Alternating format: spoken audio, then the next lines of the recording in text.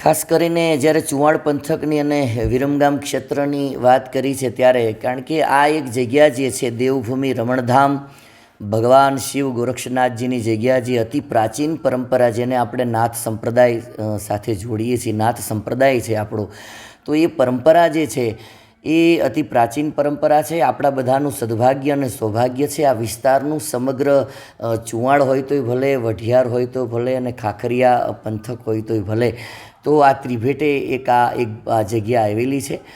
અને ખાસ કરીને આ વિસ્તારનું કંઈક પુણ્ય પાક્યું છે કે જેથી કરીને નાથ સંપ્રદાયનું ભગવાન શિવ ગોરક્ષનાથજી મહારાજનું, હું જ્યાં સુધી માનું છું ત્યાં સુધી ઉત્તર ગુજરાતમાં એક એવું વિશાળ અને ભવ્ય મંદિર ભગવાન શિવ ગોરક્ષનાથજી મહારાજનું અહીંયા બનવા જઈ રહ્યું છે.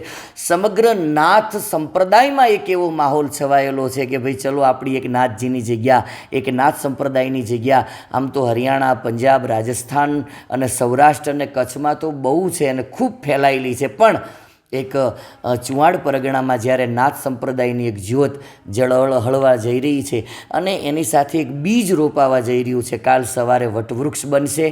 નાથ સંપ્રદાયનો એક બહુ મોટો મહિમા રહ્યો છે કે ખાસ દરેક આપણી જે સનાતન પરંપરા છે, લોકોને ધર્મ જગત સાથે જોડવા, ધર્મની પરંપરા સાથે આપણી પ્રાચીન પરંપરા શું હતી?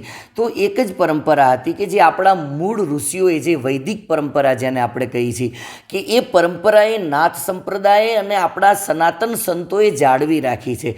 તો ખાસ કરીને સંતોની એક જ ભાવના હોય છે કે ટુકડો ત્યાં હરી ઢુકડો.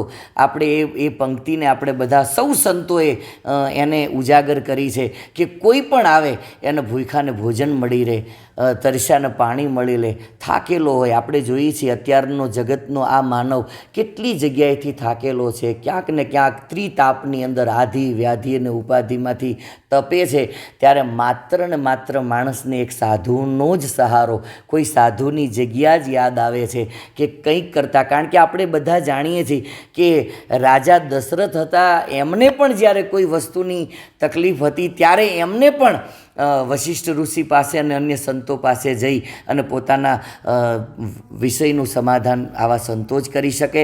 અને આપણા માટે એક બહુ સારી એવો મેસેજ છે કે ભગવાન શિવ ગોરક્ષનાથજી મહારાજનું મંદિર અહીંયા બનવા જઈ રહ્યું છે, શિલાન્યાસ થવા જઈ રહ્યો છે, જ્યાં સાક્ષાત આપણા જગદગુરુ શંકરાચાર્ય, પશ્ચિમા પીઠ દ્વારિકા સદાનંદજી સરસ્વતીજી અહીંયા પધારી રહ્યા છે.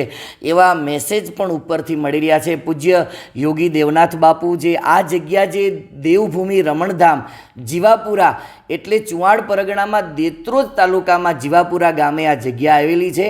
અને આ જગ્યાની ઉપર અમારું મૂળ સ્થાન એકલધામ ભરૂડિયા કચ્છ, જ્યાં યોગી દેવનાથ બાપુ એક રાષ્ટ્રીય સંત તરીકે એમનું બહુ મોટું નામ છે.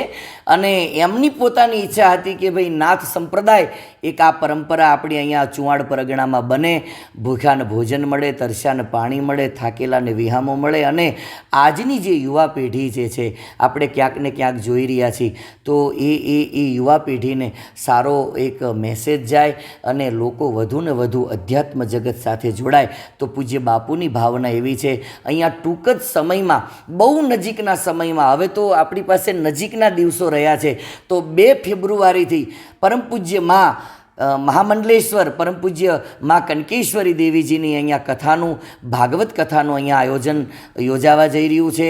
એથી વિશેષમાં અહીંયા શિલાન્યાસ વખતે જગદગુરુ શંકરાચાર્યજી પણ એમની ઉપસ્થિતિ છે. એથી આગળ કહીએ તો ઉપરથી મેસેજ પણ એવા છે, આપણા જ મત વિસ્તારના એવા લોકલાડીલા હાર્દિકભાઈ ધારાસભ્યજીએ એમને પણ નિમંત્રણ, અને પરમ પૂજ્ય યોગી દેવનાથ બાપુ અને અમે બધા સાથે મળી બાપુને નિમંત્રણ પણ પાઠવ્યું છે.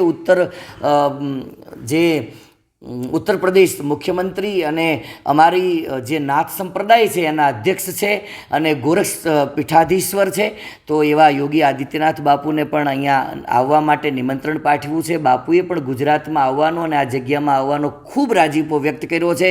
બાપુ જલ્દીથી પધારશે આપણા કાર્યક્રમમાં અને સમગ્ર વિસ્તારની એવી ભાવના છે, આખું ગુજરાત એવું વિચારી રહ્યું છે ક્યારે બાપુ આવે અને એમના હાથે આ ગોરક્ષનાથજીની જગ્યા જે છે, ગોરક્ષ પીઠ જે એમના દ્વારા ગોરક્ષપીઠ દ્વારા અહીંયા ભગવાન ગોરખનાથજી મહારાજના મંદિરનો શિલાન્યાસ એમના હાથે થાય તો એવી એમની પોતાની ભાવના છે. અને આપણે આ વિસ્તારમાં 108 કુંડી મહારુદ્ર યજ્ઞ જોવા અહીંયા મળવાનો છે. 108 કુંડી મહારુદ્ર યજ્ઞનું પણ આયોજન છે. એથી વિશેષમાં સતત ને સતત અહીંયા ભંડારો પણ ચાલવાનો છે. હજારો લાખોની વેદનીમાં અહીંયા લોકો ભોજન પ્રસાદ લેશે. સારા સારા કલાકારો, સંતો, સાધુઓ હરિયાણા, પંજાબ, રાજસ્થાન અને સૌરાષ્ટ્રથી ખૂબ સંતો આવી અને આ ધરતીને પાવન કરશે. તો વિશેષમાં આ બધાને, આ વિસ્તારને નહીં પણ સમગ્ર ગુજરાતને હું અહીંયા નિમંત્રણ કરું છું. આ બધાને અહીંયા પત્રકારો દ્વારા માધ્યમથી, અહીંયા મીડિયાના માધ્યમથી આ બધાને મારી ખૂબ ખૂબ એવી અભિલાષા છે કે વધુને વધુ આપ આ કાર્યક્રમનો લાભ લો, વધુને વધુ લોકો આ કાર્યક્રમથી જોડાય અને દર્શન, ભોજન, પ્રસાદનો લાભ લે એવી મારી યોગી બાલકનાથજી આ મહંત તરીકે આ જગ્યાના મારી આપ બધાને વિનંતી છે અને બધાને નિમંત્રણ છે. ખૂબ ખૂબ ધન્યવાદ. આદેશ.